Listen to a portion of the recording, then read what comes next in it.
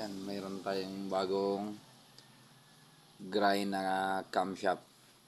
So, pang post rod. So, ito is 7.5 yung left. Para ito sa 150cc na nakatabas. 150cc na mga push rod. Rossi, Skygo, TMX, Motorstar, kahit anong push rod na 150cc ito.